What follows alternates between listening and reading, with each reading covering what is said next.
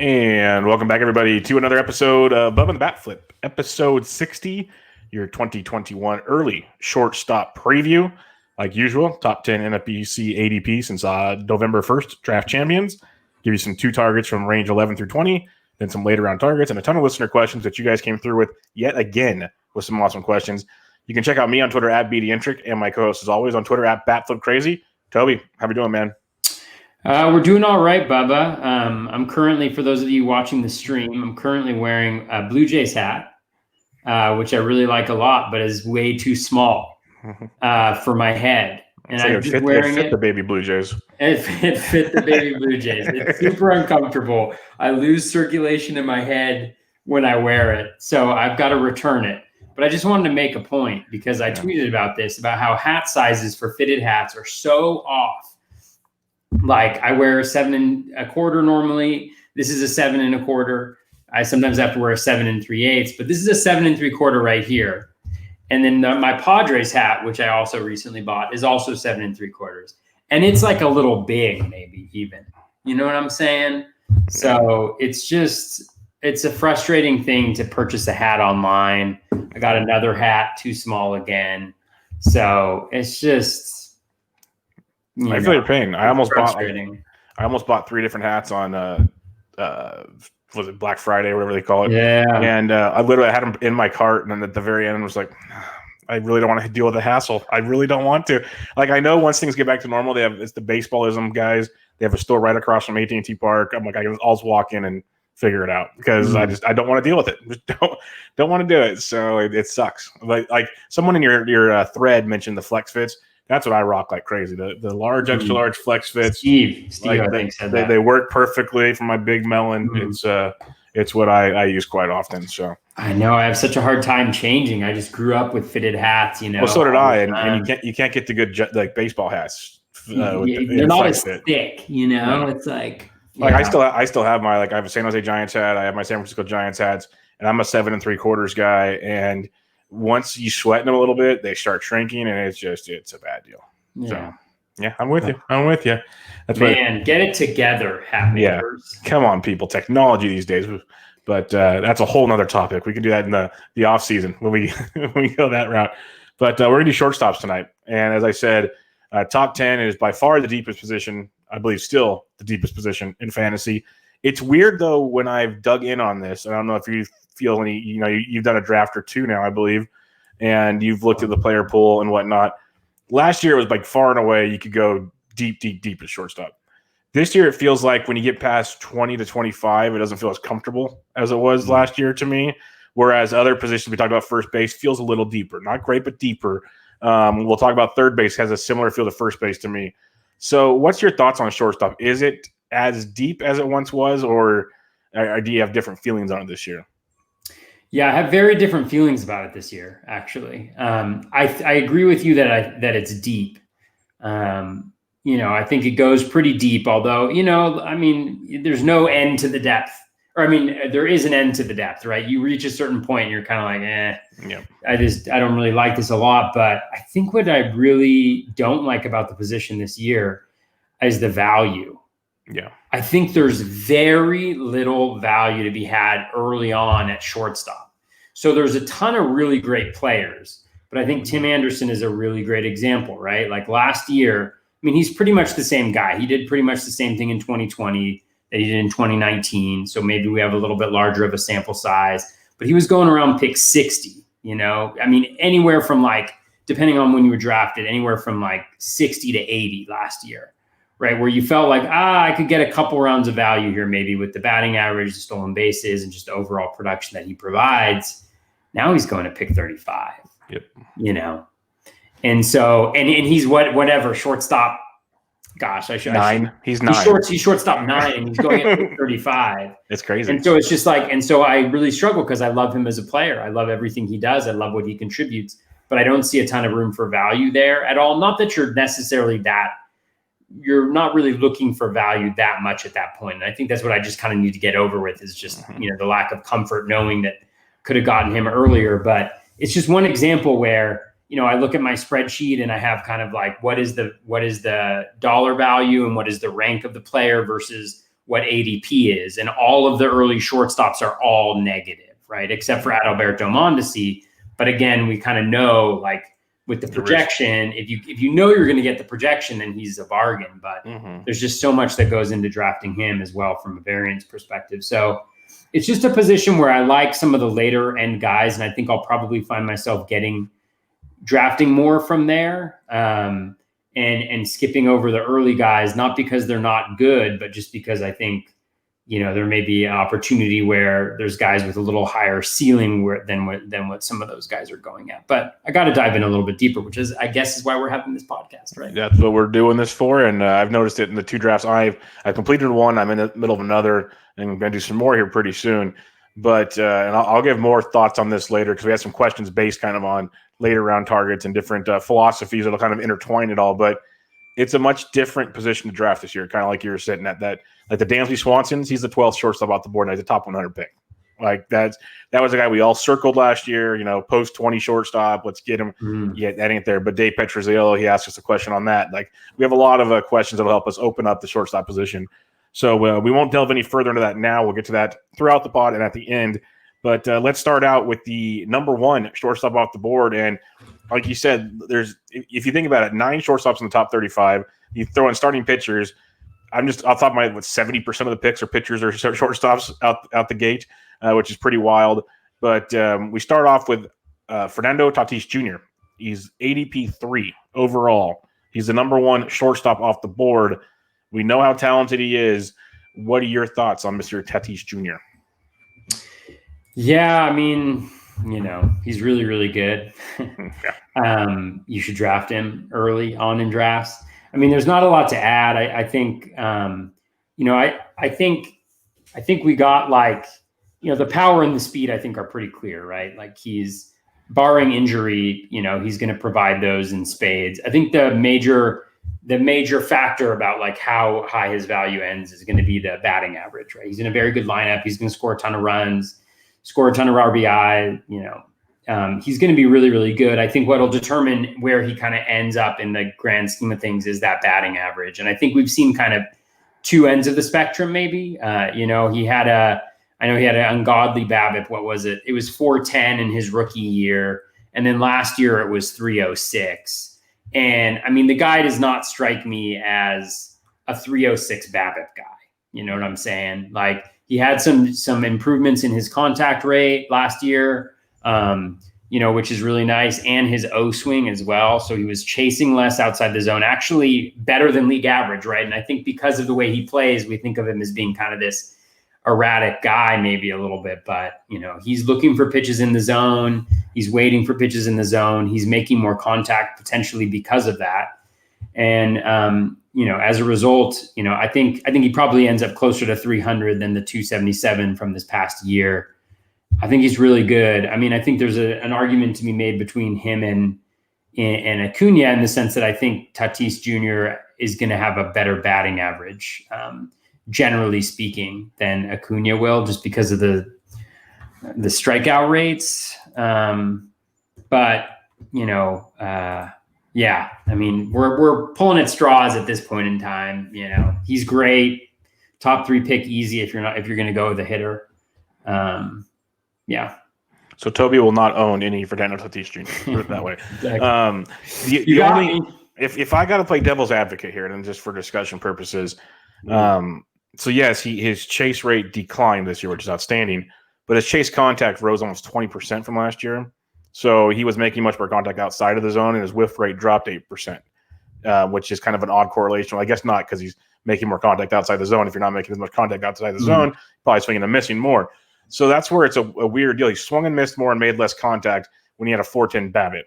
Now he's making more contact, but swinging and whiffing less and making a lower BABIP.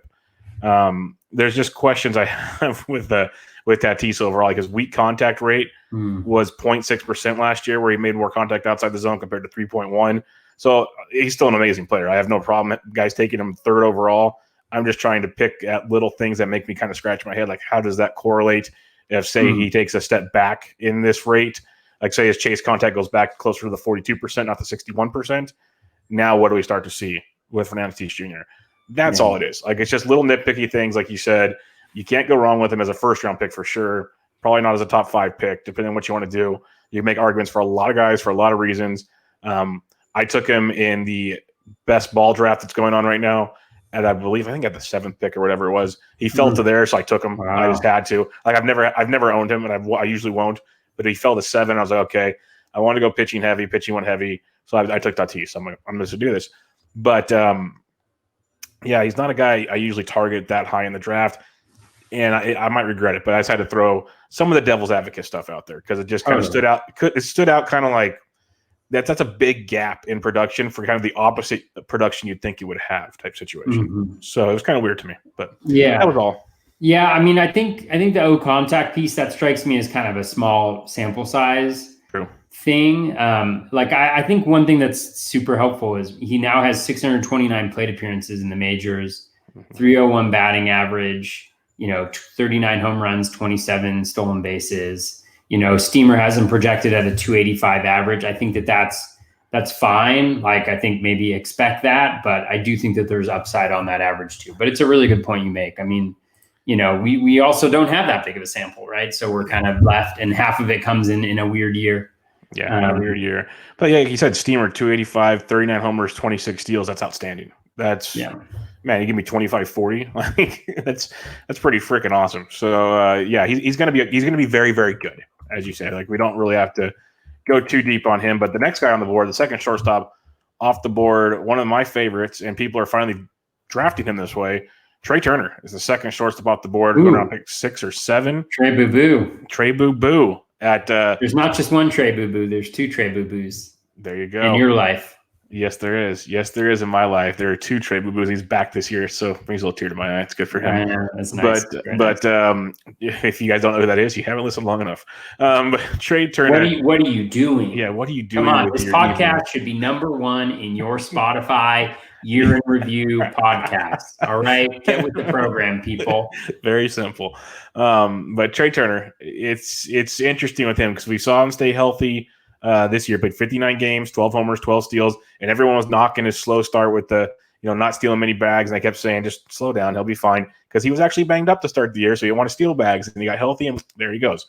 So that's what he can do when you have that kind of ability. And we saw the power upside that he really does bring that I've been kind of preaching on this show for a long time, that he has it. Just wait, people, it'll come.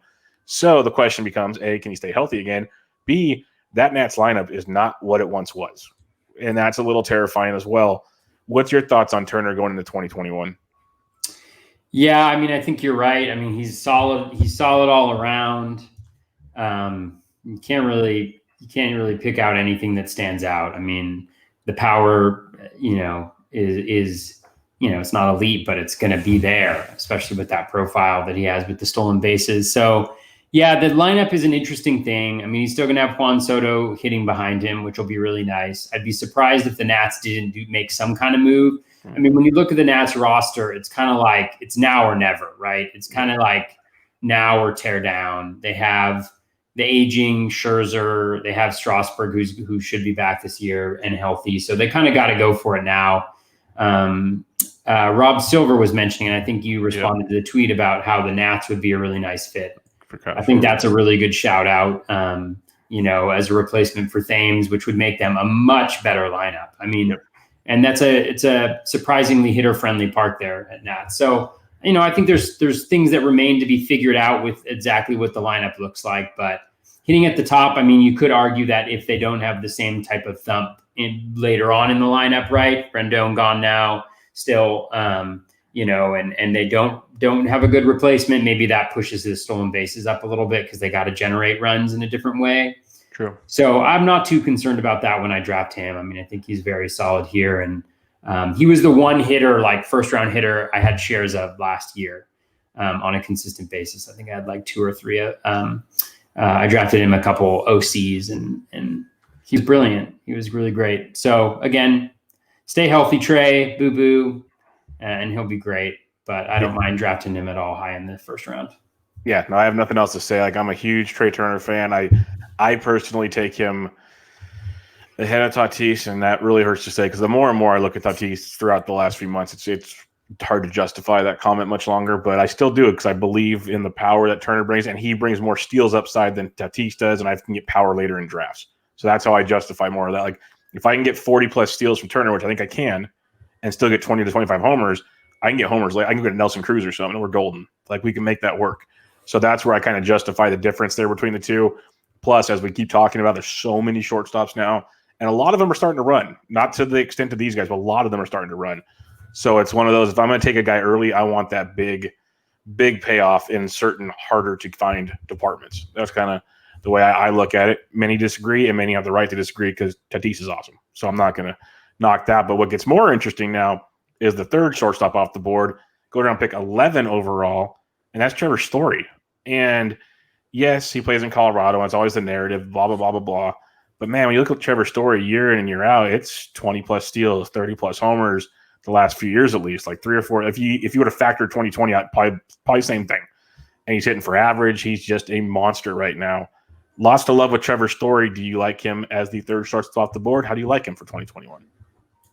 Yeah, I think I do. I mean, I think there's nothing wrong with Trevor Story. I think the only concern, is obviously the Rockies seem to be kind of in a. I mean, they should have been in a transition mode before, but the possibility of him being traded is obviously something I think that makes you pause a little bit early on in drafts before we have a clear knowledge. But I mean, he's awesome. He's a great player. Those three, I mean, the three to start off with, I mean, it's very hard to find flaws. Even, I mean, Story stole 15 bases last year in the shortened season, which is just absolutely nuts. The one thing I was going to mention before that is, Bubba, if we would have planned this ahead of time, you could have worn a Nats hat for Trey Boo Boo, and I could have worn my Padres hat for Fernando Tatis Jr. Yeah, one of these years we'll get production value figured out. We man. We move the video now, so we're still kind of working that angle. Eventually we'll get to the whole we'll have green screens and like Sports Center with little things in our corner and stuff. It'll be fun. Oh, man. Just think, like, it's kind of like when you were in the 90s and you were like, what is the year 2000 going to be like? Or the 80s. It's like Back to the Future. Like, we're going to be on hoverboards. Like, sometimes I think about what the podcast is going to be like in like 11 years, and it's just nuts. I mean, are we even going to be on Earth? I mean, we're going to be sitting in the same room, but not sitting in the same room, if that makes sense. Totally. I'm going to teleport into your living room, and then we're just going to do it. Yep. Anyways, wearing a Nats hat, it would have been great. It would have been great cinema. Really could have gone at it. But I mean, there's nothing wrong with Story. No, he's awesome. He's like, honestly, the way it's falling this year, if you're in the back end of drafts and say you don't go pocket aces, but you want to get a big bat and then a pitcher on the wraparound or something, Story's a great guy to start with. Like Jay Ram's a guy we'll talk about next week that you and I both love, and he's a guy I'd love to start out with the back of the draft as well. He's getting some hype, though. He's getting kind of pushed up a little bit here and there. So, Story falling into your lap at pick, say, 11 or 12, give or take, is phenomenal. I have no problem with that at all. He even lowered his ground ball rate this last year. So there's tons to like with Story. Like you said, nothing to really get too feisty about with Trevor Story. Now, the fourth shortstop off the board, this guy was the first shortstop last year for most of the draft season. He's fallen to 4. Pick 17 overall. That is one Francisco Lindor. There's concerns of him being traded. I think those concerns are very valid because he might go to the Mets. He might go anywhere. To tell you the truth, the Indians will shop for discounts on the dollar as we've seen in the past. So Lindor can be gone there. We saw kind of an up and down year with Lindor last year. The batting average took a big hit. The power and speed were kind of wishy-washy at times. He was a little banged up. It was just a weird 2020 for Francisco Lindor. People still have faith in him, though, going fourth shortstop off the board. Do you have faith in him this year? Yeah, I do. I do have faith in Lindor. I think there's no reason for him to take a huge step backwards. I mean, you look across the board. There was a dip in contact rate, and hard hit rate, quality of contact stuff. But in a shortened season, if I remember correctly, in 2019, Cleveland got off to a really slow start. Like everybody was really, really terrible early on in the year, and they really picked it up. If you look at, his career splits, first and second half, he was, he hits about 20 points better in the second half, whether that's because of the weather or whatever. I just think it's a small sample size early season issue for him. The trading thing is interesting. I think it could be a bonus for him. I mean, the Cleveland lineup isn't that great anymore. I mean, if you think about what they're doing, I mean, Santana's gone. Obviously, he struggled a little bit last year, but still kind of middle of the order lineup guy for him. It's kind of him and J-Ram right now. It's really not a great lineup. I mean, I was thinking about this a little bit with Shane Bieber's value, actually, is just thinking about how, are they going to be that good this year? I mean, are they going to put up runs for him? Like and obviously the competition isn't great, but with the Twins also losing out and some, losing maybe Nelson Cruz, potentially losing Eddie Rosario. I mean, that whole division becomes pretty weak batting wise outside of the White Sox. So anyways, that's just a long rambling way of saying, I think Lindor is fine. There's no reason at his age why the skills should regress. So I'm just chalking it up to shortened spring training, slow start. I think he's going to be fine moving forward and, potentially a value here. I mean, remember last year, like you mentioned, he was going in that Trevor Story spot, like 10, 11. So getting to him and being able to pair him with somebody else in the first round could be a really nice thing. Yeah, if you don't go pitcher early, you go like a Freeman Lindor, Harper Lindor or something. That's a hell of a two-batter start. So that's doesn't stink. Because I'm with you. I think shortened season definitely had an impact on what we saw from Lindor. It is a very valid and interesting point about the. I agree the trade could help him offensively. I like the Bieber twist to that though, because like if I'm picking at Strasburg Tatis, that's a star to pick at Bieber, and it makes sense if you want to really get to the brass tacks when you talk about Cole, DeGrom, and Bieber. So that's the kind of stuff you have to do when you're trying to justify making a pick about 2 or 3 guys that literally really doesn't have much to complain about. So that's a very interesting point though, because and we'll talk about it next week with J-Ram. If we feel that way with Lindor, it's got a really concern me with J-Ram. So that's not good either. Let's go to the 5th shortstop off the board, a guy that's near and dear to my heart. That was a lot farther back in the drafts last year than he is now, and people thought he was too high then. Well, now Bo Bichette is going around pick 18, right behind Francisco Lindor. Bichette was banged up last year, had some injuries with his knee, I believe. Still played in 29 games, hit 301 with 5 homers and 4 stolen bases. Lowered the strikeout rate. Walk rate dropped as well. But it had been crazy to imagine what he could have done with that very talented Blue Jays team when they were rolling in that second half with Teoscar and Grichuk homering every game and Gurriel going nuts and Tellez. And they were all doing it with Bichette on the bench. So it's crazy to think you throw him in that lineup now. Very strong possibility, Toby, they're playing in Buffalo again next year, at least for half the season, if not the whole season. So that's a very likely option as well. I love Bichette. Even I have trouble picking him at pick 17 or 18. What's your thoughts on Bo Bichette?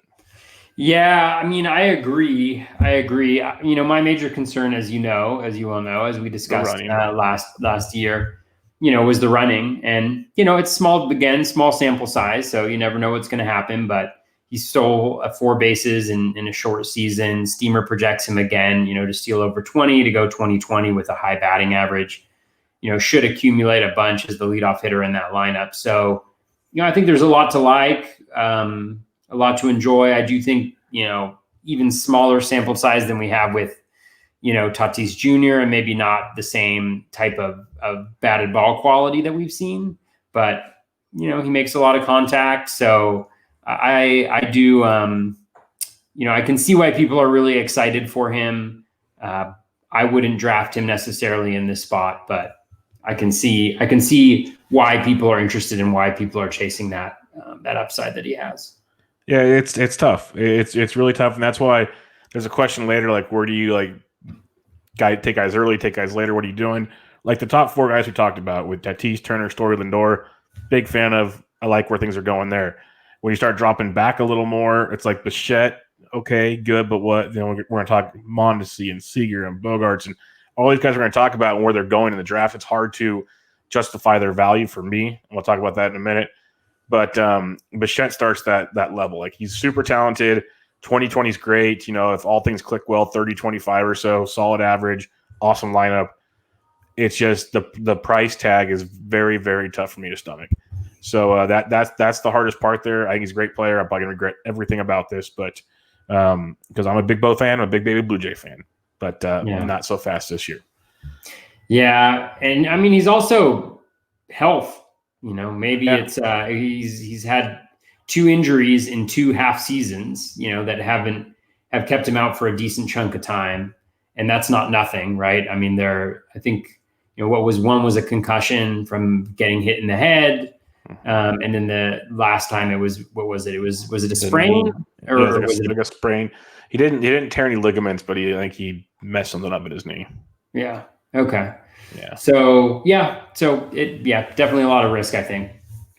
All right, talking about risk, the most polarizing shortstop we will talk about the entire podcast or the rest of the season, perhaps, at shortstop, is Adalberto Mondesi. And I know we talked about him, I think, at like our year-end review awards or whatever, about the second half he had and all the stats. We look at the hit tool and all these things, and you and I were kind of, it felt like, if I remember correctly, we're kind of like, okay, I can see how this works with Mondesi, because he's done this in the past. When he plays well, when he's not banged up, he actually has a good hit tool.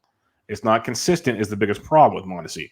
But when he's on, he runs like crazy. It's like old school Vince Coleman type stuff what Mondesi's doing out there. And that's where the value comes from. He's going around pick 25 right now. You know, Steamer, they're big fans. They have him stealing 54 bases and hitting 21 home runs. Like you mentioned earlier, I remember I tweeted it out when Steamer first came out. If Mondesi hits 257 with 21, 54 steals, 84 runs, and 78 RBIs, he is a top 5 pick, no problem. Maybe close to like the second or third pick overall. Like, this guy is that good. Maybe the top pick, I don't care. But what do you really think about Mondesi? You probably don't take him because this is your second pitcher section of the draft. But I'm damn predictable. If you're not going pocket aces, is this a guy you could stomach taking at the back end of the second round of a 15-team draft? I do. Yeah. I mean, I really like him a lot in a batting average league. Obviously, we normally talk 5x5, but I think it's worth saying that because in OBP, I mean, he just absolutely destroys your OBP. So I think that's one thing to be really cognizant of. Like, I would just stay as far away in an OBP from Mondesi as possible. But the stolen bases and the power are just so, I mean, it's so tantalizing. And the thing about him is you don't need a full season from him, really. Like, a good example would be, like, let's say Mondesi plays 2/3 of a season, probably steals you 35, 40 bases, hits 10 to 15 home runs. And then in those additional 200 plate appearances that you miss out via injury, you replace him with somebody like Miguel Rojas, right, of the Marlins, who higher batting average guy, not going to get you nearly the steals, not as much power, but let's say for those 200 plate appearances, he gets you like 4 home runs and 5 stolen bases. You're still looking at like 15 and 40 plus with a batting average that's like 260, 270-ish, right? And so again, that's one example, but the value that he provides, as long as he plays for a decent amount of the season, I think is just it's so valuable to get that chunk of your stolen bases taken care of, because you can make up for the batting average later. You can make up for the counting stats later. And he's not even hurting you in counting stats. Yeah. I mean, he's averaging probably around 80 for runs and RBI. And that's only because he's on a bad team. Yeah. And I mean, the skills, I mean, there's upside there too. I know it's ridiculous to say, but like, you know, a lot of us have read Alex Chamberlain's article about max exit velo and kind of what it says. You know, he had a career high max exit velo by over 1 mile per hour at 111, right? So we think of him as kind of being like more of a slap hitter. Yeah, he has a little bit of power, but max exit velo of over 110 miles per hour. You know, he now has 3 consecutive years with a barrels per batted ball event rate of higher than 7.2%, right? So he's also slightly above league average when it comes to barrels. And he's still super young. I mean, he's 25 years old, right? So there could be more power in there. There could be growth in there. There could be development in there. And so it's kind of like, I really do like drafting him. I'm sure I will have a share. Like if he falls to the early third round, or even the late second, and I like what I'm seeing maybe from pitchers, in the early third, I can definitely see going for him. I think it creates roster construction challenges because it's hard to build the other stolen bases around him. But he's not really hurting you anywhere else, right? With the speed. And so it is, because you probably don't want to go way over with stolen bases, but you can add those 8 to 10 guys, right, throughout your lineup and end up with the number of stolen bases that you need. So I really like him a lot this year. I think he's a great pick where he's going right now, I think. And I think he's shown us enough in 1,200 plate appearances that he actually is relatively consistent over a longer period of time. No, yeah, I agree with everything you said. You just said what I've been trying to preach to people for so long, because I have him rostered in a dynasty league. I've had him before he made his trip to the bigs. So I've been watching him, and I've been through the down times, been through the goods. But like you said, you look at his final numbers every season: 276, 263, 256. You can live with all of those. He's got 32, 43, 24 stolen bases. You can live with these numbers he has. These are like very, very good numbers. He just when he goes in a slump, he goes in a slump. And it feels more painful than it is. But that's another reason why I love Roto, because you get the entire season. Like if it was head-to-head, that would be brutal. Absolutely just dreadfully brutal. But if you're in a points format or you're in a Roto format, it doesn't hurt you nearly as much. And that's what I like about Mondesi. That's why it kind of makes me laugh. Like I get how people want to plant their flags and, feel this way or that way about certain players. I get it. But when people get so up in arms about how bad Mondesi is, it blows my mind. It really just, it's like, okay, I'm not the biggest statistical genius. I get it. I make caveman projections, obvious. But I'm looking forward to the release of those caveman projections, though. Yeah, they're getting like the rock and mortar system. It's going to take a little longer at the copy shop, but it's there. But it really makes me wonder what stat am I missing that they're so against Mondesi. So I'm with you there. I think it's great. What would be perfect, at least for your world, is if he slips into the third round. So you go pitcher, Mondesi, and some act of God, you get Real Muto late. Wow, what an act of God that would take. Like if Toby walks out of a draft going pitcher, and the first pitcher that means to be Cole or DeGrom, if it's that early in the draft, and maybe Cole, DeGrom, like a Nola, and then Mondesi and Real Muto, just hand over your papers, guys. It's just over. I got to start playing some 12-team leagues so I can maybe accomplish that, even 10s, because that's a dream. Actually, I mean, when I was thinking early on strategically, I was like, or you can go pitcher, Mondesi, pitcher, I guess. Yeah, you could for sure. Yeah, I mean, depends who's left on the board there, but yeah, I mean, that's kind of something I was struggling with a little bit, where I was like, I really want some shares of Mondesi this year. I really want, I love JTR, obviously. So how do I reconcile this with the approach? I think I'm going to mix it up a little bit, though, in some upcoming drafts, just to play around with some things. So we'll see. Maybe I'll get maybe people will be excited about that. We'll see. Well, I'll look forward to it. But that's why I'm putting these best ball drafts together, for people to get in, because you have a little bit of money in the game, which is fun. Take the draft seriously, all about it. But I'm learning so much more about how I want to draft this year, because it is different. Trying to factor in what really mattered in 2020, all these different things, like different points formats, make things interesting. Like taking Tatis early, is that a good move with all the shortstops on the board? It's a best ball format. Could you have done better taking a couple shortstops later and just getting the best ball from them? That's something that I'm kind of scratching my head about right now. So I'm looking forward to trying something different next time. In a best ball format as well, or even a draft and hold or a draft champions format. Do you take a Mondesi early and then come back with like an 11th or 12th shortstop, knowing that, okay, when he slumps, I got this guy, I can fill him in, instead of waiting for a Rojas later, like you talked about. I got 50 rounds. I know my depth of the player pool. I'll take a guy a little earlier. I have another stud here just in case I have to use him. It's an interesting approach to how to do things, and we'll probably definitely hit on that more in this podcast. But we're done with Mondesi. We talked about Mondesi for long enough. We'll move on. But the 7th shortstop off the board, coming off a monster season, because why? He stayed healthy. Oh, that's the biggest thing, and that's why I've never drafted Corey Seager in all my life. Everyone loves him. He played 52 games this year after playing 134, 26, 145, and then 157. Those are 2 good years. But the last few years have been a little rocky with Corey Seager. Hit 307, 15 home runs, even stole a bag. Monster in the postseason. And the hype train has caught on as he's the 7th shortstop at pick 28, about 3 or 4 picks after Mondesi. I don't know about you, Toby. I still can't take him at this price point. I just can't. What about you? Yeah, I mean, the batted ball quality was super elite this year. I mean, just absolutely fantastic. He's clearly an excellent hitter. He's a very, very good hitter. But like you, I just have a hard time taking him here. You're not going to get speed, right? So you're going to be relying on that batting average, which, I mean, should be very good. And he should do really well with the Dodgers. There's a little bit of that injury history. Like you mentioned, it was really one kind of injury, I think, that lingered for a while, one missed season.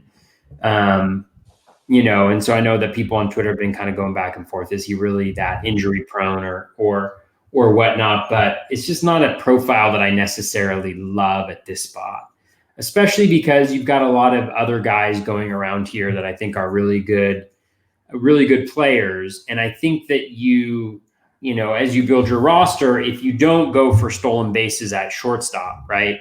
I think we talked a little bit about this last year. Like, there's limited amount of speed at catcher, at first base, generally at third base. And so really you're looking at your second base, your shortstop, your middle infield, your outfield, where you're going to generate a lot of your speed. Spending this high of a pick on a shortstop where you're not getting that speed, I think is a little bit of a roster construction, not necessarily a mistake, because you can certainly do really well if he hits like we know he can hit, but it's just not necessarily the type of build that I want to do. So very good, but I think going to be pretty hard to get this value if he doesn't, without the stolen bases there. Yeah, no, and that's probably the best argument, instead of me pointing at an injury or this or that, because like you said, his quality of contact, going from a normal like 8 to 8.5 kind of barrel rate to 15.8, like that's a jump, folks. That's quite the jump. A hard contact rate usually floats around 40-ish, give or take, up to 56. Like, these are just massive jumps. It's crazy. Look at the X stats. He hit 307. They say he should hit 330. Like, his X-WOB was 410 compared to 387. Like, they basically are saying he underperformed, which is even crazier to consider when you look at the whole grand scheme of things. But man, there's so many things I'd like to delve in more on him, because it's hard for me. Like, it's the old saying, you're paying for his best is what you're paying for now. Like, I'm not saying he's not a good hitter. He's probably a very good hitter still. He's probably a 20 to 25 home run guy. Probably get 280 to 300, give or take. But that lack of steals, when we talked about all those guys ahead of him at shortstop to steal, and a bunch of guys coming after him to steal, that's a tough price tag to put out there. If you said like round 7 or 8, okay, we could talk. There's much more to like there.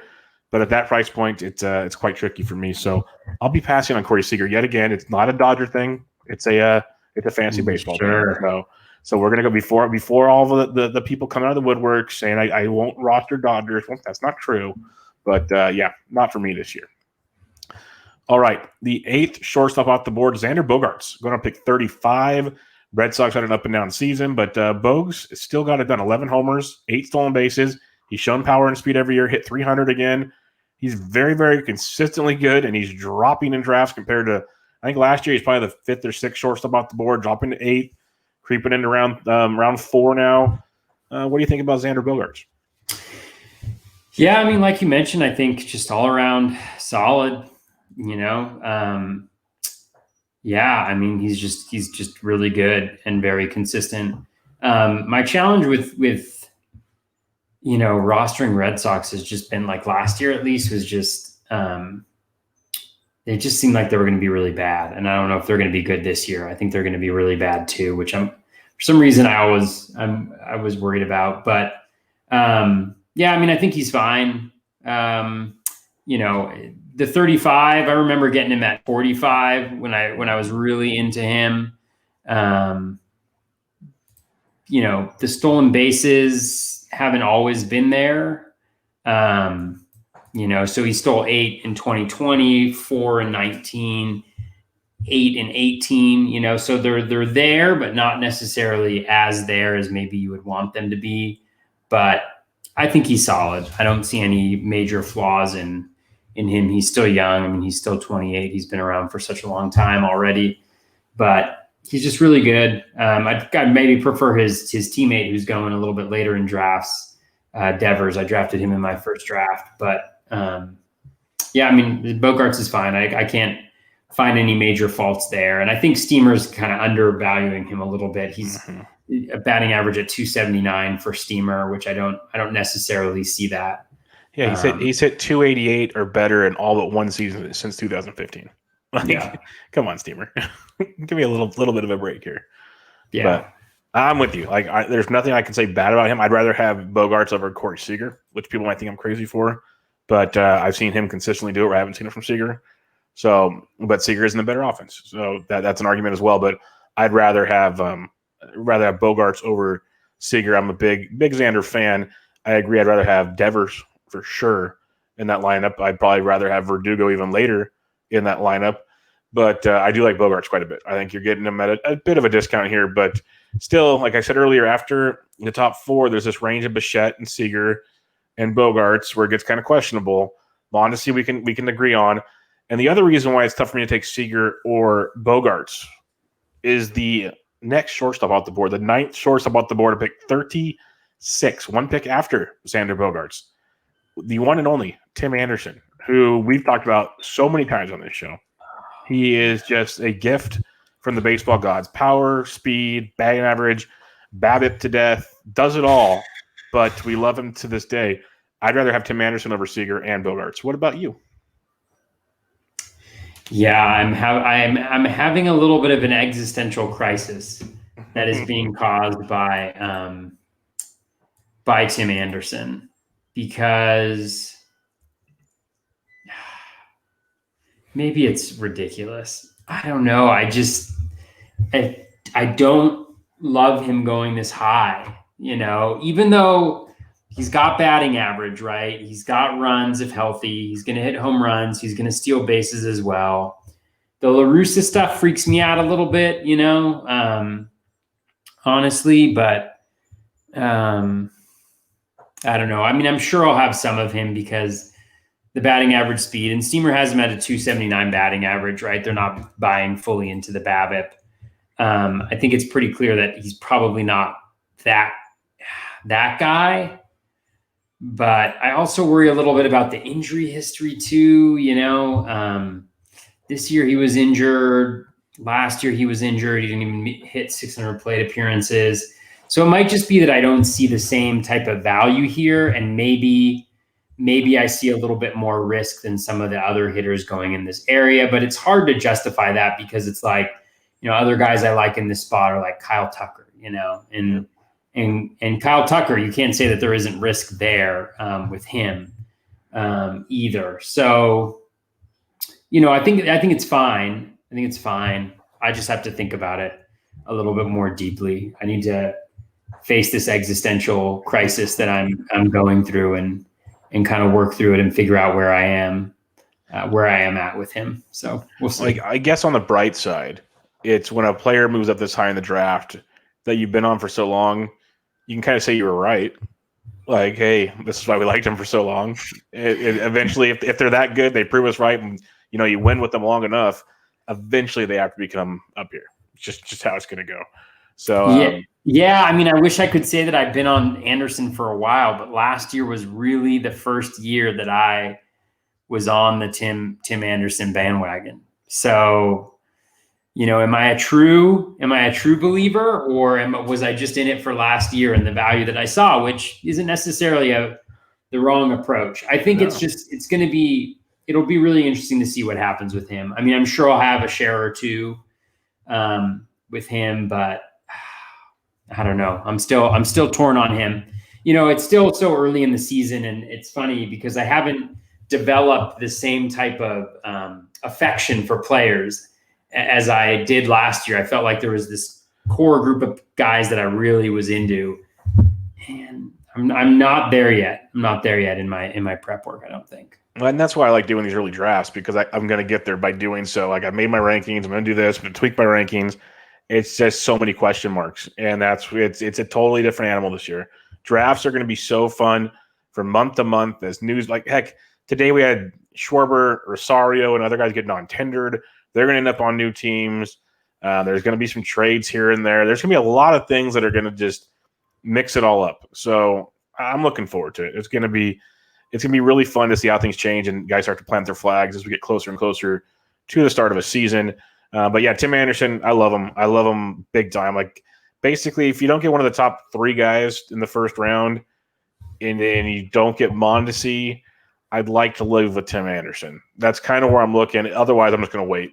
And that's, well, I guess not wait too long the way the draft goes, but some guys we'll talk about here in a little bit that I don't mind waiting for, basically. So it's a very interesting group of shortstops this year. And we'll round out the top 10 with a guy that I am not a fan of. I wasn't a fan last year. I got that part right when I had him as a guy that's going to fall backwards. I know he's very good. I know he can put it together. I'm not going to pay for it, though, and that is Gleyber Torres. He's only shortstop eligible this year, which is a new twist for him. But going around pick 64 for the New York Yankees, I'm just not going to do it right now. But do you have Gleyber love? I don't think I have Gleyber love. I think this is a much more appropriate than last ADP, year for sure. ADP for Gleyber right here. I mean, I think he can still crush it. I think he's still a really, really good hitter. Again, lack of speed is a little bit of a limiting factor.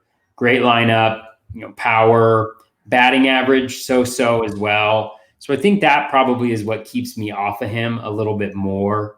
Maybe I'll wait and grab like a Marcus Semien or somebody like that who has a little bit more speed profile, maybe a little bit less power, but we'll get to that in a second because there's a big difference when he's not in Oakland versus what he is outside of that. And so I may be a little bit more, and I think that's a lot of what, I'm trying to figure out with my early drafts is, whether a guy is a value or not is great. It's important, but it's also a question of how does me taking him here impact later decisions in the draft and how I build out my roster. And that's what's been really helpful about going through this first draft right here is just kind of figuring out, okay, this is where the mistakes were made. These are the kind of pockets where I want to be targeting this or targeting that. I don't want to miss out on this guy. And I know what the price is now that I have to pay a little bit more. So I think Gleyber's fine here. I don't mind the pick, but I don't necessarily think that it's, I'm not like super into it. Yeah, I'm just not there. 3.7% barrel rate last year, 36% hard hit rate. He's basically been a 36% guy his whole go of it. His Ks dropped, his walks went up. That's good. That's great. But, there's just not a lot that I was in love with last year. And they said he had changed his approach. He wasn't as aggressive as he needs to be and all those things. So that could change. That's great. But doesn't steal bags, as you mentioned. 270 hitters, not bad. But it's like Steamer's got him for 269, 32, 6 homers. You know who else I can get for something maybe close to that, maybe a little less average, but a lot later in drafts? Like a Randall Grichuk or something. Like I can get 30-plus homers. So that's where, like, you're talking about your roster construction. That's the whole – we talk about it time and time again. Know the player pool, all these things. When you're doing these early drafts, you can get someone else at Gleyber's spot here, another pitcher, a different bat at a different position, that's a little shallow, and then go get a guy. The outfield's got so much power later. The corner infield's got power later. There's just other ways. Heck, go get a Paul DeJong later. That's going to get you like 25 home runs. Exactly. That's what I was going to say. I was going to say Paul DeJong, like that clip outside of the batting average is like pretty much exactly what Paul DeJong did in 2019, exactly. with more speed, remarkably. So I think that's a great shout. And I think that's what, so much of these position previews is just understanding, I think, the position, some of those pieces. Yeah. Like who is I know that Rob DiPietro has had Ryan Bloomfield on his show and talked a little bit about like the Mayberry method. Yep. Which I don't use the Mayberry method, but I think it's a very good tool. Exercise. Yeah. And tool is understanding where guys with similar skills or similar profiles are, where maybe their 50% median projection isn't there, but within the range of outcomes is something similar enough where the difference in where you're drafting them is much more worth worth it.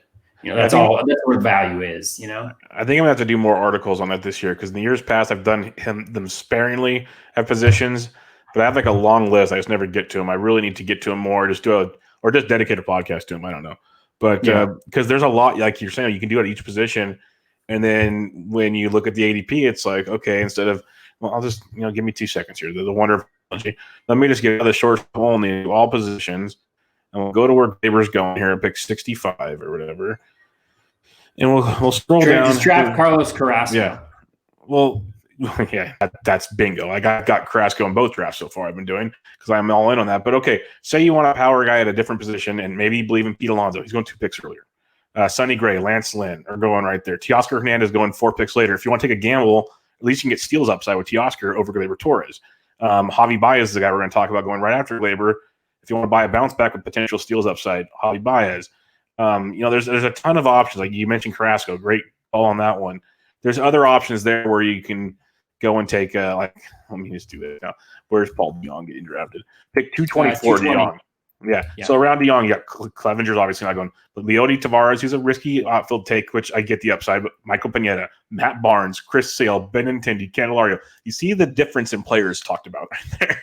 So it just totally changes how you look at your team build going forward. That if you can get that DeJong late, but go get a Pete Alonso or a Carlos Carrasco earlier, much different trade value from where you're picking in those points to draft. So, yeah, for sure. And I think that's one of the things in thinking about positions is, rankings are important and everything, but again, no decision you make within a draft is done without the context. Yeah, totally. Like they're also context dependent. So it's almost like a choose your own adventure, right? It's like even within the tiers, right, there are limitations there because maybe the overall value of a guy is similar within that tier, but the actual way that it impacts your later decisions and all that. So you're trying to put that puzzle together. And it's why I think some of the best advice that I've heard from different folks, something I need to do better is draft your team from the back of the draft to the front of the draft. Yep. In the sense that know who you can get later on in drafts to fill in different needs so that early on you can address the parts of your team you can't address later on in drafts. I think that's really sound logic and makes a lot of sense. There's a reason the most successful guys that are doing stuff like that. You've mentioned you're trying to kind of plan out your draft more. I know you mentioned Bloomfield. He's been a big guy on, hey, I'm looking at ADP. Okay, these 3 guys in this round. If I get one of them, where do I? It's one of those puzzles. Like if I go here, you go here. If you go here, you go here. Totally. I just keep triangulating it down. I know Matt Modica was talking about the other day on Twitter. A lot of the very successful players, you don't just walk in with a sheet of players like a ranking, like you said. You've looked at this. You've not just done, read a book, Baseball HQ's forecasters, amazing. But what you do with that knowledge is where you go. Buy it now. Yes, you should. Or go give a rating and review on iTunes, and one of those will be the prizes for Bubba's Christmas give a special. Rating and review to Bubba, to Bench with Bubba right now.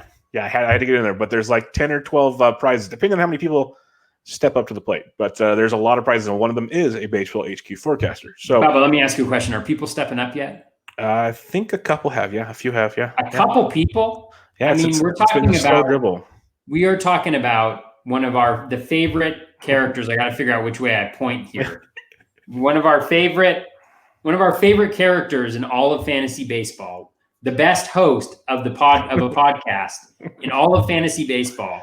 You guys need to get out there, go to iTunes, go to Bench with Bubba, give him a 5-star rating and review. The man is offering prizes for doing that. And in your heart that is what you believe truly in not only this show, I've mentioned it, but Bubba, the Bench with Bubba podcast is awesome. It's in my rotation. He always has great people on, invites new voices. Do it. Thank you, Toby. I appreciate it. But there's some fun stuff. So go check it out. It's all on the Twitter. Go get it. But and that's just, these guys, they win for a reason. And you got to have the plan in place to go with the player pool.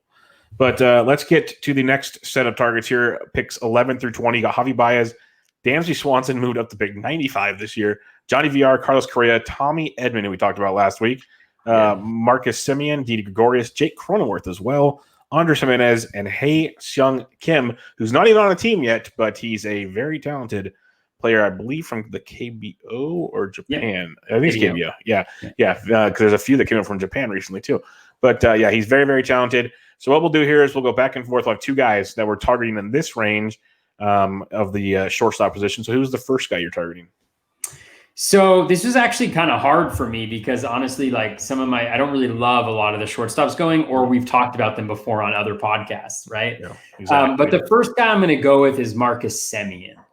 I think Semien, I think he's got everything there, right? He's 30. He's got a great approach at the plate, great plate discipline, great contact skills, power relative speed guy, right? He's not going to knock it out of the park from a speed perspective. That doesn't maybe I should talk about home runs using that, whatever it is. But I think one thing about Semien is he's not going to end up in Oakland most likely, and the batting average was better in Oakland, which is amazing because we know how many pop outs there are, just because it's so cavernous. It's one of the worst hitters parks in all of baseball, if not the worst. But when you look at his power, so away from home over the last 3 seasons, he has 32 home runs away from home.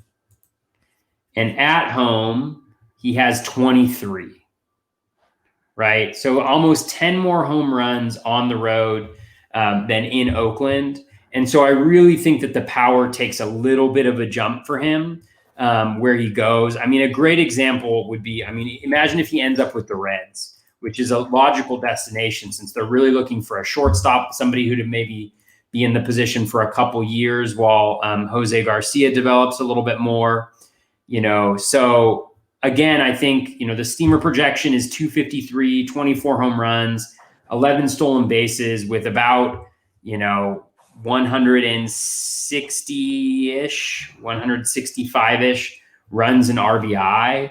I think that's phenomenal. And you're getting him kind of at pick 150-ish right now in drafts. And so he's a guy that I really like the value there. And I think the approach is so solid. The difference is he had a 260 BABIP this year, right? Compared to previous seasons, and so I really think that he's a great value pick and a guy where you can get a little bit of everything kind of right in the middle of the draft. Yeah, no, I like that a lot. That's a solid value pick, as you're saying. I'm curious to see how that all plays out with Oakland or wherever he ends up. But yeah, I think that's a really solid pick there at 144. My guy is going to be Dansby Swanson. I know he's going much earlier than last year, but I can't quit him. I really can't. And there's some red flags. Contact rate dropped this past year. But as a whole, with Dansby, we saw him hit 10 home runs, steal 5 bags in 60 games, played every game, hit 274. Steamer having him projected to hit 250 or 248 kind of, I don't believe that. That's not, to me, that's not the hitter he is anymore. But I could be totally wrong there. I do believe, though, the power speed's legit. Like I can see 15 steals, 20 to 25 home runs. Basically, if you're looking at shortstops, we've already talked about he's like a Corey Seager type, maybe a little light. Xander Bogaerts light, but you're getting him 60 picks later. So I like Dansby Swanson quite a bit. Still in a very talented offense with Acuna, Albies, Freeman. Maybe they'll bring in someone else to replace Ozuna. Who knows? Riley's going to be better. There's still a lot to like in Atlanta. So Swanson's a guy that I'm a big fan of. I know the price tag has gone up. And there are some concerns, like is he going to hit over 300? Probably not. Is he going to get 274? I think he can hit 270, 274. I really do. But we'll have to wait and see. So I like him, though, for the power speed combo. And on that team, very, very good stuff there from Swanson. So I'll be buying back in on Swanson if the price stays right. Nice. Who is your second guy? My second guy I went with Tommy Edman again. And it's not like I love Tommy Edman necessarily, but I just think that the position flexibility is huge. And I think he's in a really, really nice spot.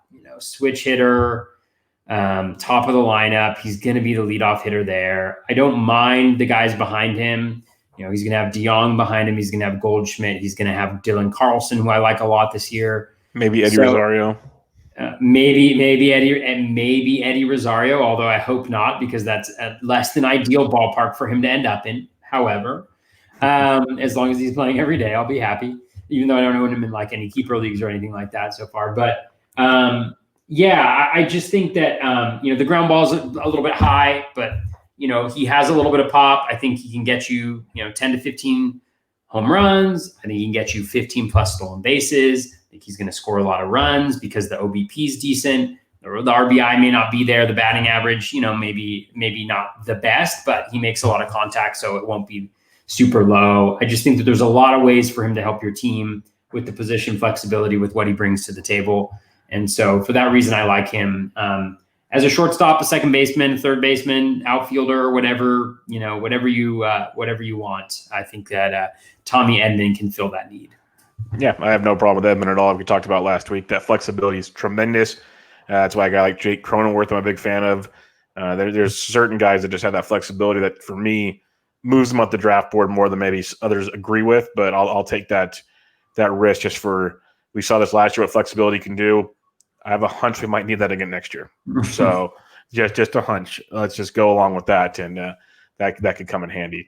My second guy, again, not a super value compared to what you're talking about, but to me, he's a value in what we've seen in recent years. Usually this guy's going around pick 30, give or take, like a top 5 shortstop. And this is Javi Baez, 11th shortstop off the board, pick 68.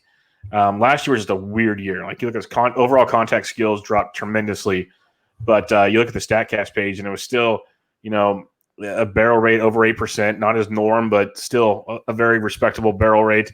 Over 40% hard hit rate, not bad. That's pretty close to his norm, actually. But when I see 118 max exit velo, the best of his career, he's still doing something right. And that gets me thinking, okay, I know there was rumors of injuries last year and whatnot. Maybe there's something there. His BABIP was 262. This guy's usually a career 340 BABIP type guy. That's just not normal for Javi Baez. Strikeout rate went up a little bit as well. But he runs. He's going to hit homers. He's projected for 30 homers and 12 stolen bases with a 255 average. That would be outstanding. If you're not getting one of the elite shortstops, but you still want the upside, I believe he can hit for a better average. Before last year, 281, 290, 273, 273, 289. 255 is pretty low compared to what Javi Baez is used to. So you get him back to like a 280 to 290 hitter, 30 plus homers, maybe 15 plus stolen bases. The counting stats will be upper echelon type counting stats. We talked about Rizzo bouncing back. I think this Cubs offense bounces back as a whole. It really stinks that Kyle Schwarber's not there anymore.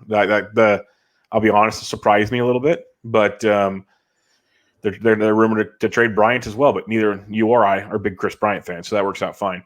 But I do believe Baez is due for a big bounce back season. He's one of those guys that I am trying to buy into a lot where I can get him, because last year's just one of those years I think was a down season, crazy situations, banged up a bit. He's too good for the numbers he put up. So I'll be buying back in on Javi Baez next year. Yeah, I love that call as well. I love that value. I would have listed him among my people, but I didn't want to steal the one that you'd already put down. So that's how we do it on this podcast, But I think Baez is tremendous value where he is right now. And like you mentioned, I think there's a chance for him to. I think maybe there's a little bit to his struggles, but not to the extent that he has. And exactly. I think there's a lot of ways that he can bring back value, even if he's not the 270, 280 hitter, that he has been. If he's a 250 guy, I think, like you mentioned, the counting stats are still going to be there. The pop's still going to be there. The speed's still going to be there. And where you're getting him in draft, it's a huge upside, I think, to take. And I think there's very little downside as well at this spot in the draft. Yeah, and that's why when you can get the guys we just mentioned, 4 guys, and we literally could have mentioned Cronenworth, 5th guy. Like there's a bunch here where it's, do you really want to take a guy early? It really makes the discussion point fun, which we'll get to with listener questions in a minute. But before we get there, later round targets, this is a listener question as well, so we'll hit on them here in a little later. But post 20 shortstop off the board. There's Polanco, Fletcher, DeYoung, who we talked about a few times, Wander Franco, who Yancey Eaton's curious about, Willie Adames, a list of guys. Who stands out to you back here? Yeah, well, we mentioned it before. I think Paul DeYoung stands out to me. I think for me, 2020 is kind of a wasted season for a lot of the Cardinals. DeYoung had COVID-19, never really seemed to recover, wasn't very good. The skills were not as good as usual. Then they have all these games, one on top of another. So, I think I give DeJong a little bit of a pass because before he'd been a guy who had improved every year. And he's going to be there. He's going to be in the middle of that lineup, if not early on in that lineup. He's going to be playing every single day. He's going to get a bunch of counting stats. He's going to get you a good amount of power. He may contribute a decent amount of speed, depending on where you are in the variance this year. And the batting average shouldn't hurt you too much. I mean, that's the one area where you're maybe a little bit concerned. But I drafted him in my first draft, and I was debating between. I picked him up, I think, pretty early on, according to his ADP. I think around like pick 190 or something like that, just because it came down to Jorge Polanco and Paul DeJong, and I went with DeJong, and I was really struggling between the two because in a lot of ways they're, I kind of asked myself, who's going to hit for more power? And I think that's clearly DeJong. And I asked myself, who's going to steal more bases? And it's like Polanco, the Twins have not been stealing bases. He stole more this last little bit. And I won't get too deep into this. But then I was like, so the major difference is going to be batting average for Polanco and then the power and the speed. And I think the counting stats may be a little bit similar. And I ended up going with DeJong, and I'm not sure what I believe, but I think they're both great values. And I know you're going to talk about Polanco in a little bit. So I just really think that DeJong, where he's going right now, has an opportunity to return considerable value. So I would go with I like him a lot. No, I love DeJong. I love that call. He's a guy I seem to draft most years just because he's always back here in drafts. Like, he just never gets the love he deserves. And like you mentioned, after last year, we talked about it with Edmund last week and some other Cardinals already, that I think I'm going to give most of those guys a COVID-19. Like, we'll give you the check mark here because that schedule they had to play through. I don't care how athletically, in shape you are, hotel rooms, the whole gamut of it. You are just not going to be focused, and you're going to be worn down. Like, there's just no way around it. So I'll give him the benefit of the doubt on that one. And I think DeJong is a big, big benefactor of that going into the next year. So I like that call. My first one's going to be David Fletcher. He is going right before DeJong, about 7 picks before DeJong. Now, the thing with Fletcher, he's going to turn a lot of guys off. Very limited power, does have some speed. I think both of those can develop even more with regular playing time. The thing with him is he's leading off in front of Trout, Ohtani, Walsh, Rendon. Iglesias is there now, like a very talented Angels offense. And he has elite contact skills, like elite contact skills. It is insane what he can do contact-wise. A 95.2% zone contact rate last year. For those keeping track at home, league average 82.8%. His chase contacts 83.3, league average 59.4. His whiff rate's 8.6%, league average 24.5%. Like, what this guy can do, just getting the ball in play, is elite. And then, the exit velocity, the hard hit rate, the barrel's dreadful. Like, just those are just blue as blue can be. 0.5% barrel rate, not good. But what I like to see with that contact rate, his max exit velo continues to go up each year. And we're seeing how big of a benefactor that is. And eventually, if he gets a little launch angle, last year's max exit velo was 107. Still not elite, but for him, that's good because 103, 104.5, 107. If he can just start lifting the ball a little bit, everything's going to start changing for that guy. So I'm a big fan of him. I think there could be like 10 steals upside with him. I really do. The power's the question. Steamer's got him for 8 and 8, but the batting average is legit. So one thing I like about him is if you load up on guys early that you're worried about batting average, but you have power and speed figured out. Say you took a Mondesi. Fletcher's a good middle infield option. Stuff along those lines where he's going to get you solid batting average and then maybe chip in elsewhere. In one of these years, I think it's going to click where the ball starts elevating more, the barrels start coming in more, and here comes David Fletcher putting together like a 15-15 type season when he hits over 300 and scores probably 100 runs in the Angels behind in front of Mike Trout. I like him a lot. So I'm a big fan of his, and we'll probably be targeting him a lot late in drafts. Cool. Who's your next guy? My next guy is, I'm going to go with Ahmed Rosario. A lot of this is kind of risk reward because, he last year you were drafting him at pick 120, right? 120 to 130. This year you're getting him at pick 350, right? 340, 320, whatever it is. And And I just think, yeah, he doesn't look like he has everyday playing time right now, right? Because you have Jimenez there. But, this is a guy who has pretty consistently hit for batting average and speed, early on in his career. He's still really young, like he's 25 years old. He's got 1,500 plate appearances under his belt. And he's even provided a little bit of pop. And so I think it's just a little foolish, I think, to just be so down on him right now, where he's going that late in drafts, right? He's a reserve, and I just think there's a ton of upside that he could have if he finds himself in the right position, right?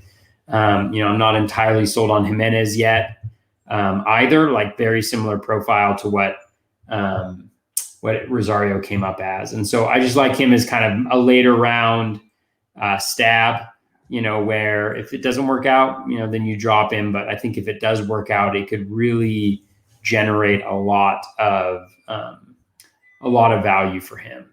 And I could see a situation where,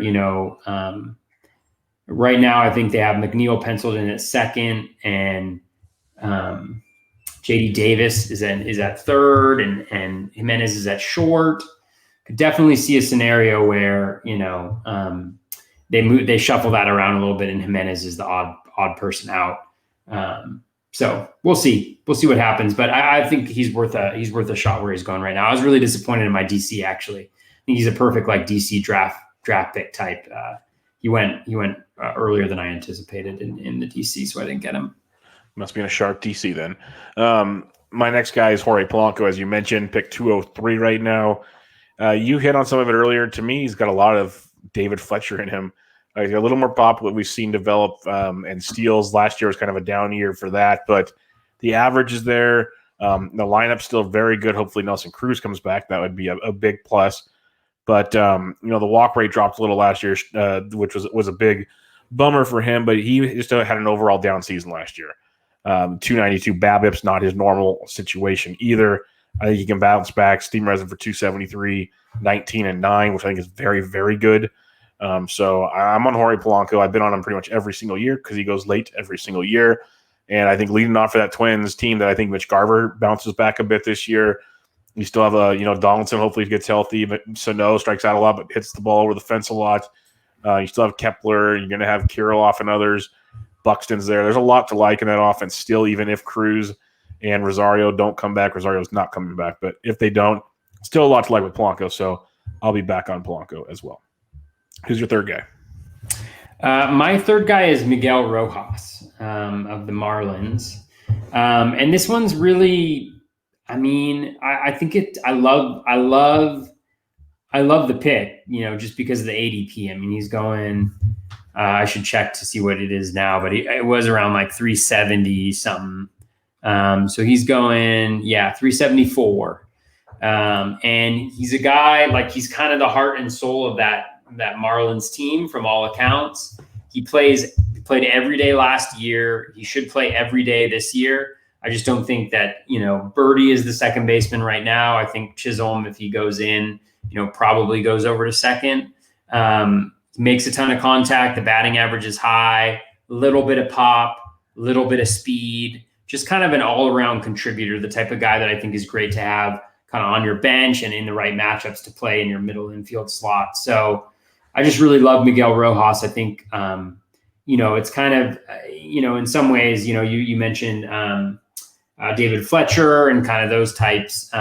Feel like he's a relatively similar guy that you can get much further down in the draft. So I really like Rojas a lot. Yeah, no, I have him as my 24th shortstop in my rankings. I'm a big Rojas fan, so I'm with you there. If he's got the playing time, super, super talented. My last guy would be Willy Adames, 25 years old, still super, super young. I think this will be like the second or third straight off season. I'm like, okay, he's a great late-round target. Like, he really is. Last year, only 8 homers, 2 stolen bases, hit 259. The average wasn't bad, but, the strikeout rate ballooned from 26 to 36. Walk rate increased as well. He's one of those guys where each year we've seen his barrel rate go up. Each year we've seen his hard hit rate go up. We've seen all the quality of contact metrics go up that we want to see. but the overall contact quality last year took a dip. Like we've seen those get better and better each year. Last year, that took a big drop off. The whiff rate rose like almost 12%. Those are massive concerns, obviously. You have to wonder, did he try a new approach at the plate? What was it? What's going on? Because he was showing proper gains everywhere else going into this last season. We saw it in certain areas this season, but the overall contact skills dropped tremendously. So that's something to kind of monitor going into next year. Yes, Wander Franco's looming, but we'll get to him a little later. I got thoughts on that as well. But Willy Adames going to pick 292. I don't mind the gamble at that point in time. So I still think there's a lot of upside there, a lot of power in that bat with some speed, decent batting average. It is Tampa Bay, so you never know, but I still buy into Willy Adames being much better than he performed last season. All right. Listener questions are upon us. And again, you guys kicked butt on the listener questions column of things. We appreciate that. Keep them coming early and often. Let's go here. The first one from John Fish. If you're taking a shortstop early, are you hesitant to fill the middle infield with another at all, or does that not matter to you? We kind of hinted at it. Like I said earlier, we're going to hint at a lot of these questions because it's hard to avoid them. But it's a lot of roster construction. It's a lot of, do you want to kind of double up on the super talented guys? Do you want to wait? What do you want to do? In the grand scheme of it, his question was, do you want to put one at middle infield? I usually put a shortstop at my middle infield position because it's so deep. It's not a must this year because second base is better than it used to be, but I don't. It doesn't matter to me.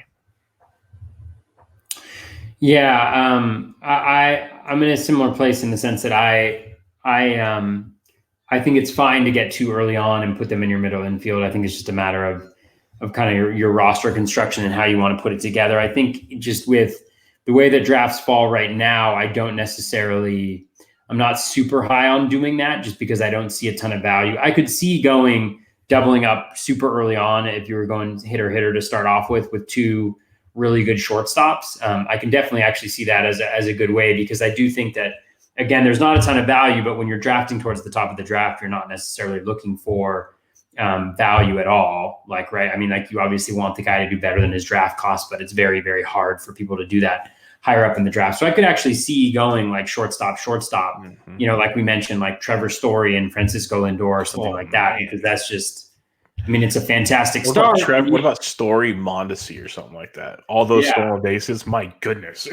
I mean, you can do that, right? You could have Fernando Tatis and Mondesi, right? But I just think you just got to think about that, like what that means for the rest of your draft.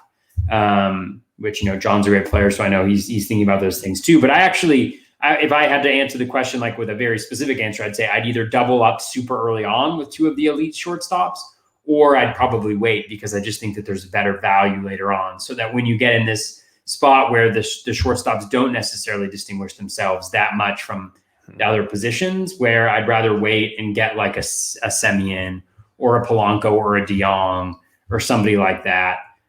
Even a Rojas in your middle infield spot, I don't think that's necessarily a bad way to go, because there's a lot of really good hitters, in the late 200s, early 300s that you can kind of rotate him in and out with as well. So, it's a great question. So that's kind of the way that I would approach it. I would just like to give John a shout out.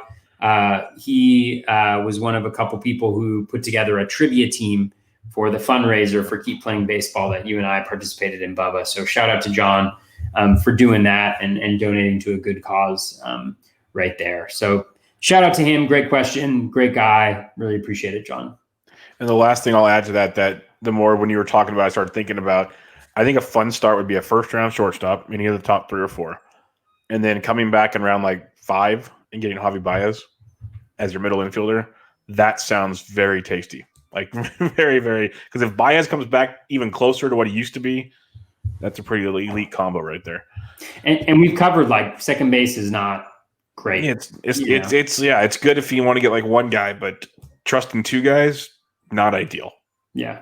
So Sully @Sully_is_typing asks, if you don't draft the upper tiers, Tim Anderson range, who are some late targets, say after pick 150? Well, we kind of hit on those. Solely, we hit on quite a few of those. So, and obviously there's probably even more that we didn't mention, but there's definitely some we hit on. Yeah.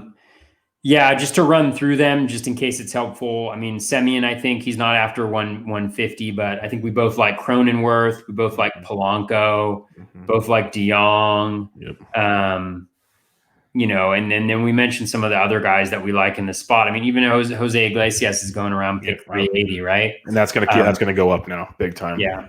And then JP Crawford as well. And you just got to understand what you're getting with these guys. I mean, Iglesias, the batting average is going to be good, but it depends on where he hits in the lineup, and the speed hasn't really been there. He's had some knee injuries.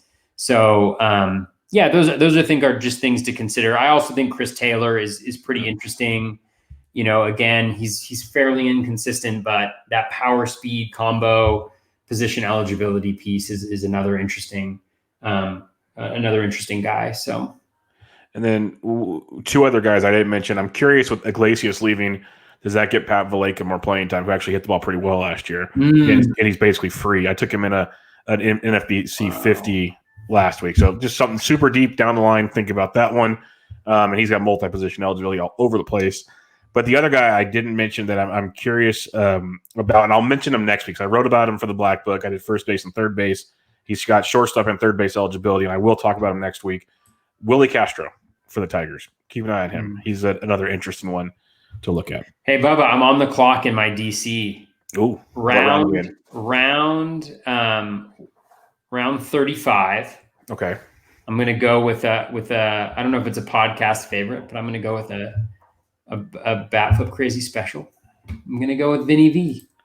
Vinny V, our boy. Vinny V. Boy. Man, Vince, just make him a closer. Velasquez. 1 year. Just make him a closer, please. I'm a believer. All right. I am a believer. Believer. I like it. Believer.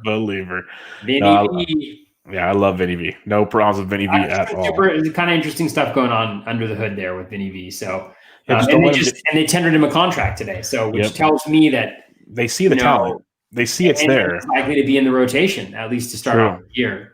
For that price tag, yeah. Yeah, I mean, he right now Roster Resource has him as the 4th starter with Spencer Howard as the 5th, and I like some of the things he did last year. Yeah, no, I would love for him to make it work. It's always that third trip through the order, things got pretty ugly. So I'm curious, but I'm a big fan as well. Our buddy David Mendelson, D-Mendy02 from Triple Play Fantasy, he asked, "What are your guys' thoughts on Paul Young?" Oh, it's funny you mentioned that, Dave. We talked about it.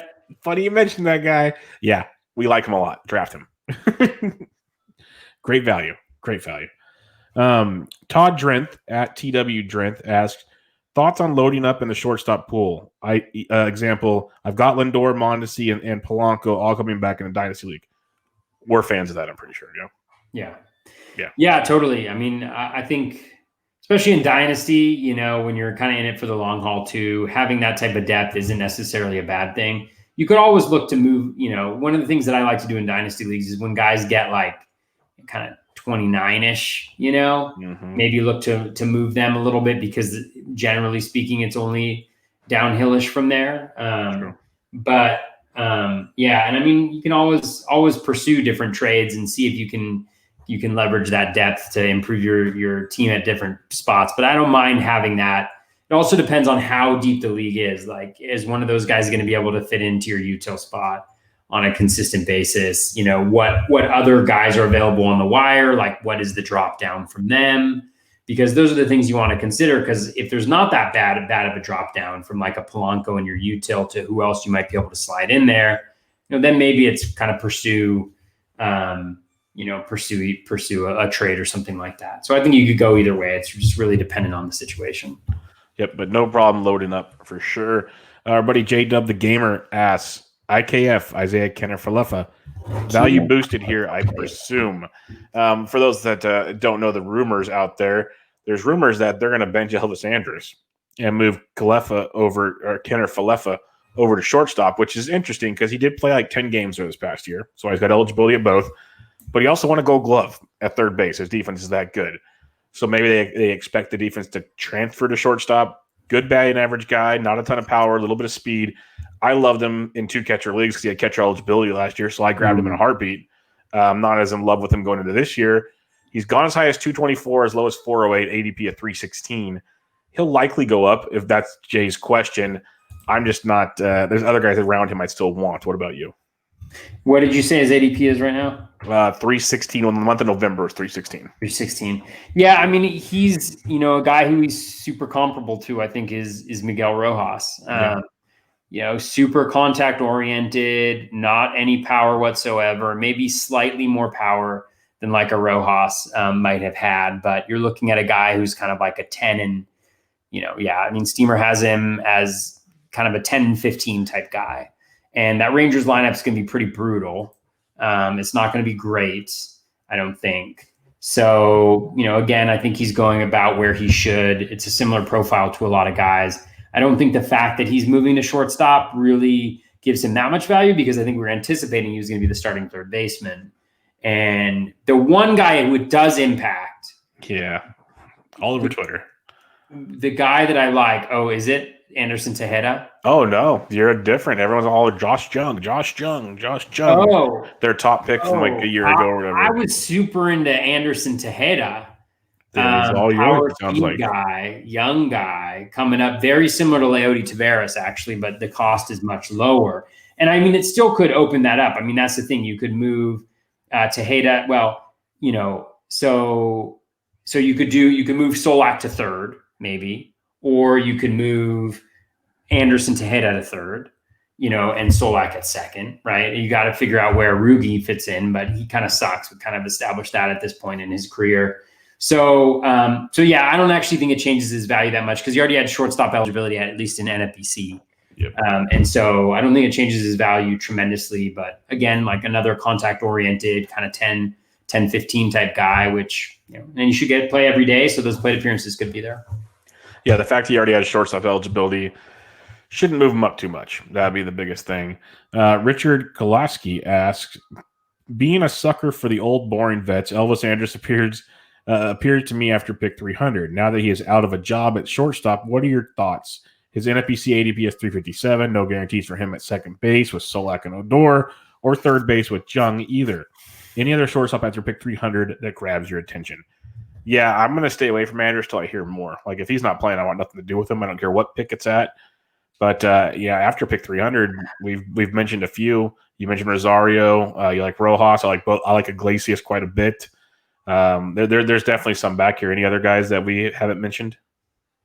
Not really. I mean, I would stay away from Andrus too. I just worry he's hitting that point in time now where he's 32. That speed is going to go a little bit, which is really that's really why you draft him, right? And then potentially the batting average, but without access to frequent playing time, at least right now, I don't necessarily see him having the same type of ceiling that some of the other guys.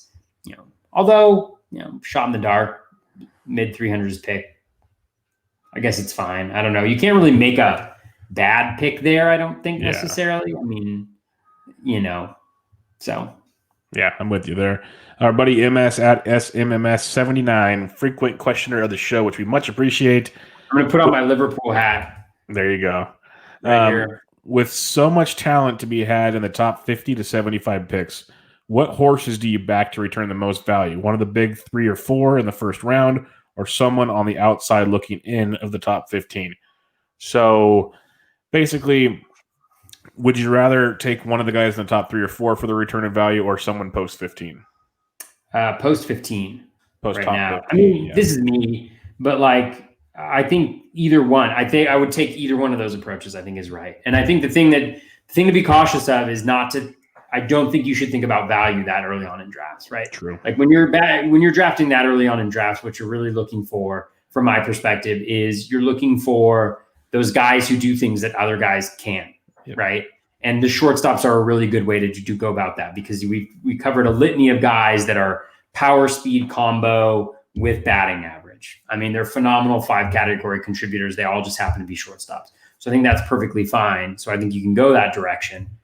Or you go later on. I don't like the middle-ish part of the shortstops, like kind of the front. Well, I mean that's not necessarily true because Javi Baez, is another example of. Well, it's hit and miss, but it's not as strong as it was before. Where like you could, I remember last year, I'd have to go back and look at my rankings. It was like 12 or 13 deep, where I was like, I take any of these guys, like in a heartbeat. And this year, you kind of have to second guess a few of them for sure. Yeah.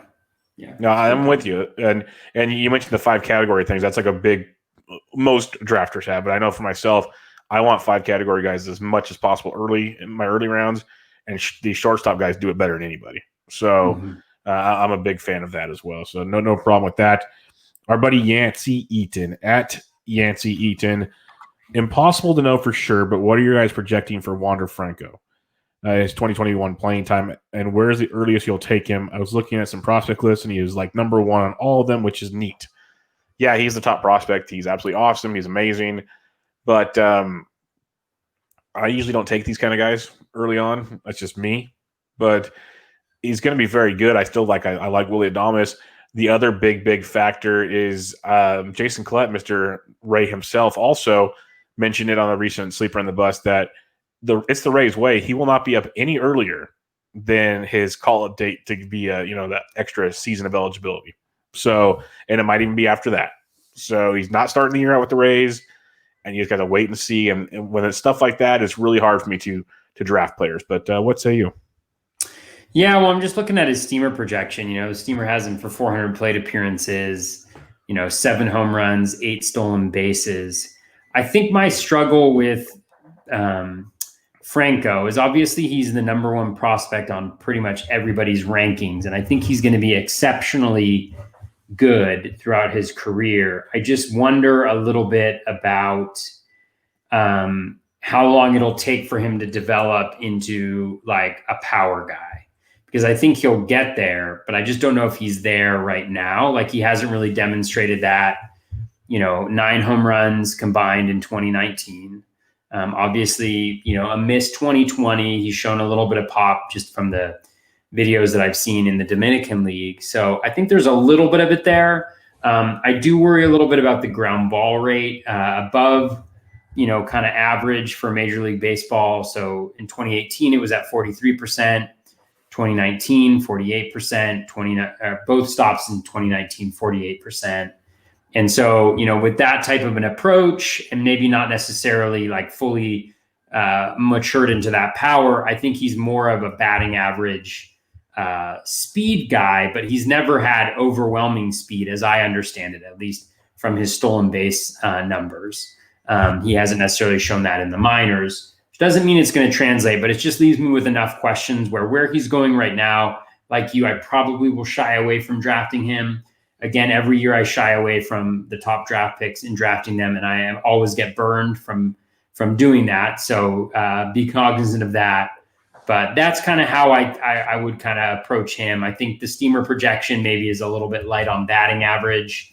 And with that, maybe stolen bases a little bit. But I don't necessarily see him as a difference maker this year.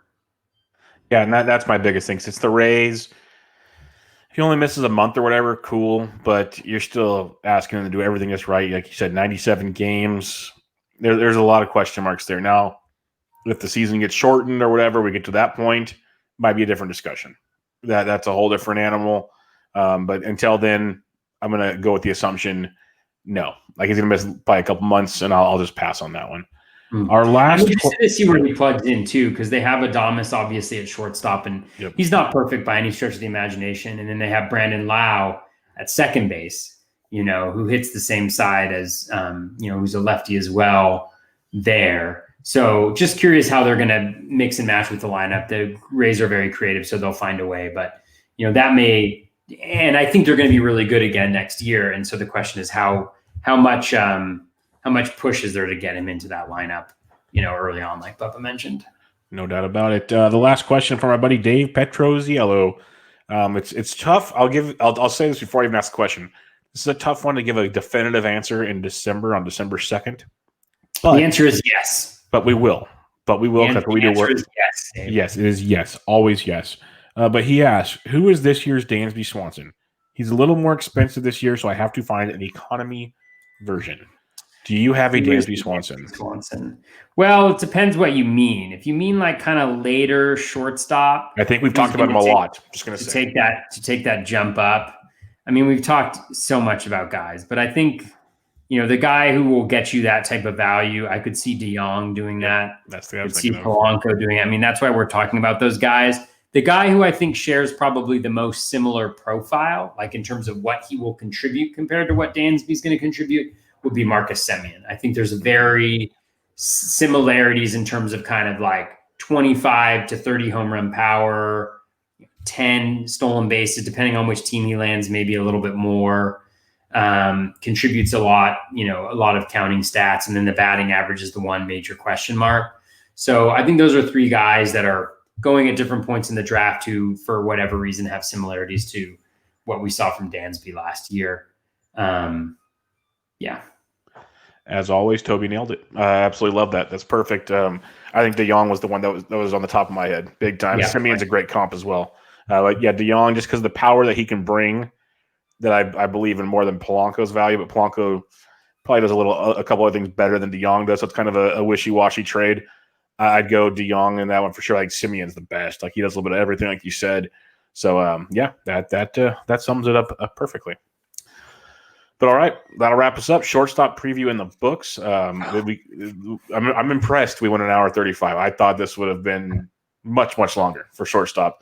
But we answered a lot of interesting questions and good strategy. Like I like that a lot. Not just players. There was a lot of thought process behind it, and it'll get deeper once we go into more positions. Then we recap later.